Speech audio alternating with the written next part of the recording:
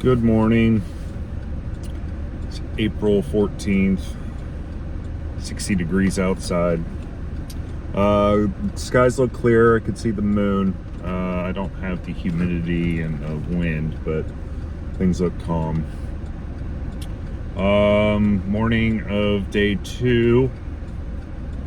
I got to watch McMo make his return. And then I fell asleep to Michael Heiser's study of Hebrews last night. This morning I watched Paul's Homeroom from yesterday. And I don't know, I would say out of all that, the thought that popped through my head was this idea of the fringe. I talked a little bit about it last night in the center and getting siloed off. You're gonna turn. Yeah, because I had that thought as well about getting siloed and coming into what could be seen as our own echo chamber.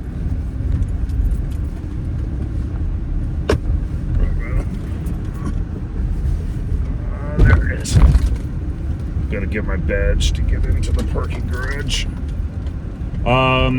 Yeah, because especially as I've been doing more videos and spending more time doing that instead of exploring around the TLC, I do feel like my circle's getting smaller. And so I did have the thought of, getting into somewhat of an echo chamber. But I had this thought about the fringe as it relates to the center, and the thing that popped into my head was a Mobius strip, but then I was like, that doesn't really get it enough, because I was also thinking about sometimes with string theory, they've moved to like more of a membrane, and it I had this picture of a donut, this Morpheus kind of donut deal. Jump in here real quick. I think there's something behind me.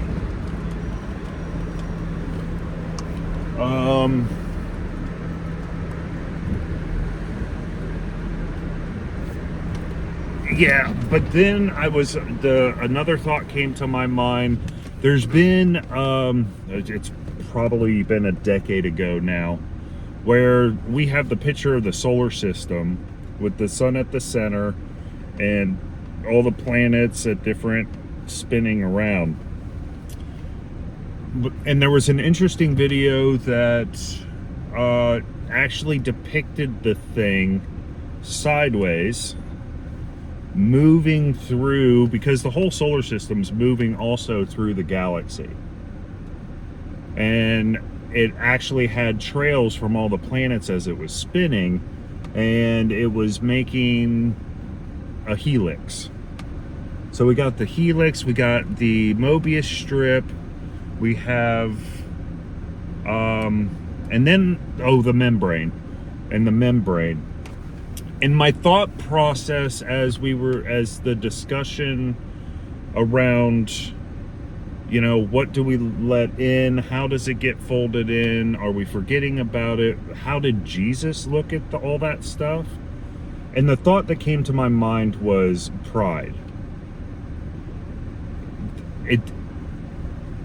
As I read the Bible, I see, in particular, Christ's ministry, his kindness to the Samaritan at the well, his allowing to fold her in, and compare and contrast that to the Pharisees. The Pharisees were laying claim to being the center. We are the center. We are the pathway through. And Christ's ministry was saying, no, you're not the center. I am the center. Even more so, the Father is the center. And maybe Christ is the phospholipid bilayer in which, so a cell has what we call a phospholipid bilayer. It's got gateways that allow certain products and things to come into the cell, and within the cell there's all this structure working. That's an interesting thought. I thought that kind of just came to me. So pride is the main difference, and that especially relates to the Samaritan to the Pharisees. I find that I get in most trouble when I give in to my pride. I was thinking about, we had a conversation, I believe it's somebody else's, I can't remember whose stream it was, it doesn't really matter, but we were talking about the precision of language and how that can irritate some people when the language isn't precise. I had a situation with my wife a couple nights ago where actually it was when Grim did his stream, and we finally released Ezra from his captivity. And before I started cooking dinner, I offered to my wife, I said, would you like me to cook dinner?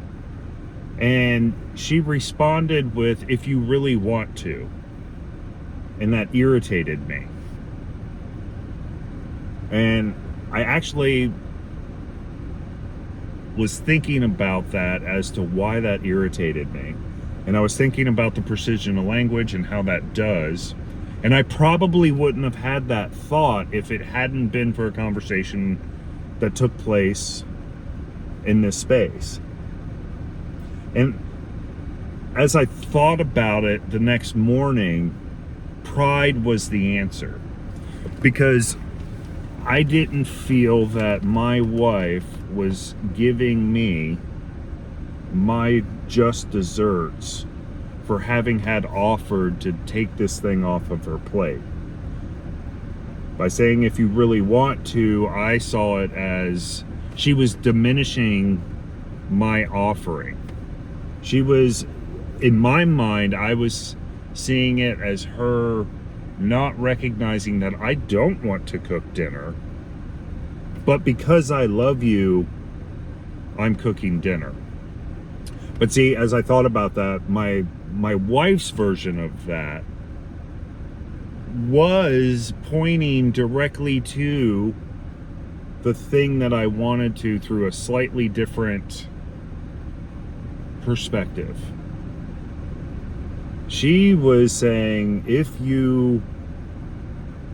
I recognize that you don't want to physically do the thing, but I see you want to take something off my plate. So if you really want to take something off my plate, go ahead, cook dinner. But because of my pride in wanting the precise credit that I was seeing, it didn't destroy the whole thing, but it put this stain on it. And it's interesting because it's a small miss, right? Just a little miss that then stains the whole thing. So yeah, so that's what I got. That's my morning kind of deal.